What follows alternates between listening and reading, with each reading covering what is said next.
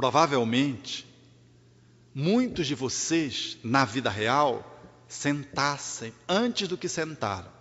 E alguns dos 24 que ficaram em pé, talvez não conseguissem ficar em pé, porque 30 dias e conseguir perdoar alguém que lesa dramaticamente ao ponto de tirar a vida física de um ente querido nosso, em 30 dias é um tempo de alta velocidade e de alta qualidade que só almas muito habilitadas, muito adestradas no campo da amorosidade conseguem perdoar. Só para que vocês tenham a dimensão do que representa isso, numa perda normal de alguém que morre, a gente passa habitualmente 6 meses para fechar o luto. E não é que ninguém matou, não. Morreu de morte morrida, como diz o povo. Faleceu de velho. A gente demora 6 meses para fechar a perda do avô. 6 meses para fechar a perda de um filho. Habitualmente, o homem comum demora 6 meses para concluir a dor de uma separação natural, proposta pela vida nos seus mecanismos normais, rotineiros. Imaginem uma perda absurda, que você não está esperando, da pessoa que você mais ama, em que ela é subtraída da tua convivência e você em 30 dias tem que lidar com isso. Então é uma velocidade muito grande. É possível que muitos de nós nos surpreendêssemos, até porque há situações em que a gente se surpreende mesmo. Eu coloco para vocês uma situação que eu vivi pessoalmente, de um irmão que fez uma medida que eu achei que estava inadequada, e ele me magoou profundamente. E eu fui me dando conta que no mecanismo da mágoa, a relação que nós estabelecemos de análise dela à luz do pensamento espírita é: fulano me magoou ou eu deixei me magoar? O que é que vocês acham? É fulano que me magoa ou é eu que me deixo magoar?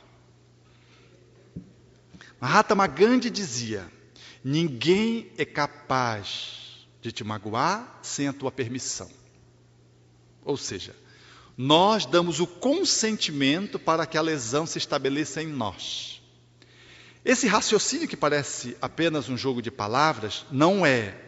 Eu quero enfatizar isso, porque ele é de fundamental importância nos caminhos dos perdões. Quando eu coloco que o outro me magoou, o poder da força do perdão, ele se esvai. Porque eu coloquei a mágoa, a lesão, na responsabilidade do outro. Quando eu trago para mim o consentimento de ter sido magoado, ou seja, a mágoa se estabeleceu porque eu me deixei magoar, o foco do perdão eu trouxe para mim. A responsabilidade por aquela dor deixa de estar focada no outro para estar centrada em mim. Então a solução, ela está em mim, não está no outro. Eu saio de uma posição de vitimização, o outro me fez, o outro me magoou, o outro me chateou, e passo a assumir uma postura que viabiliza a solução do problema. Eu passo a dizer: por que eu deixei o outro me magoar? O que estava em mim que eu deixei o outro me ferir? O que aconteceu comigo que eu não consegui lidar com essa agressão e fiquei chateado, fiquei ressentido? Vejam que essa posição diferencialmente posta, ela define de uma forma bastante ampla uma postura de alguém que é vítima do outro e de uma posição que é senhor da sua própria vida.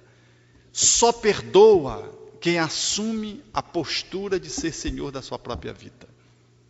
Quem fica numa posição de vitimização, fica sempre na mão do outro, fica na mão daquele que lhe magoou. Seja pai, seja mãe, seja filho, seja um amigo, seja um sócio, seja o companheiro da casa espírita. Então, trazer para nós é articular o perdão na sua essência. E esse raciocínio, eu fui me dando conta de que o meu irmão não tinha me magoado, de que eu tinha me deixado magoar. Aí eu fiquei aborrecido comigo. Veja que maluquice, como a gente é atrapalhado, né? Eu fiquei chateado porque, primeiro, ele tinha me magoado. Depois, eu descobri que não era ele que tinha me magoado, era eu que tinha me deixado magoar por ele. E quando eu percebi que fui eu que me deixei magoar por ele, eu fiquei com raiva de mim. Como é que eu deixei ele me magoar? E essa raiva de mim, ela se ampliou depois, quando eu percebi que eu não conseguia tirar a mágoa.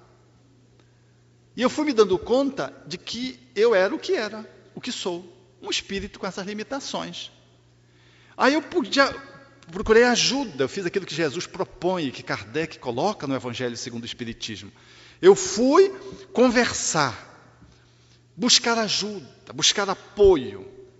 E conversei primeiro com um irmão comum, para saber se eu tinha razão, ao invés, porque a postura ideal é você poder conversar com aquele com quem você se encrencou.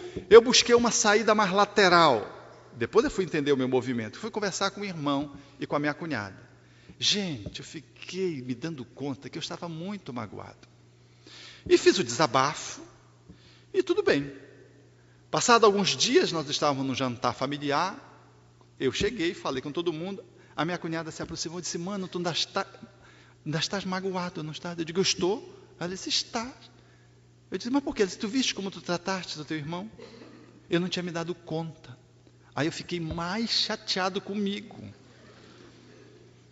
A chateação era por conta do orgulho, porque eu não me admitia, não consegui perdoar. Isso é interessante, essa contradição nossa, né?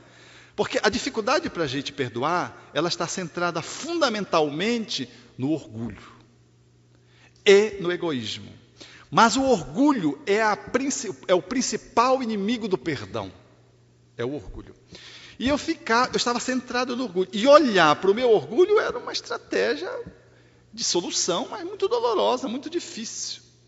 Meus amigos, foram 6 meses que eu passei para dissolver essa encrenca dentro de mim. E foi 6 meses que eu tive que atualizar a relação de mim para comigo, porque pior do que a relação de conflito que eu criei com ele, foi aquela que eu criei comigo de culpa, de raiva de mim. Aí quando eu tinha raiva de mim porque eu não tinha perdoado, eu ficava com mais raiva ainda porque eu estava com raiva. Vocês entenderam qual é a maluquice? Porque eu reconhecia que não conseguia perdoar porque tinha limitações. E conseguia perceber que a minha raiva era por eu não conseguir, que era por causa do orgulho, porque eu achava que tinha que tirar de letra logo de uma vez, assim, sabe aquela postura de ficar de pé? E foi apenas um arranhão. Foi apenas um arranhão.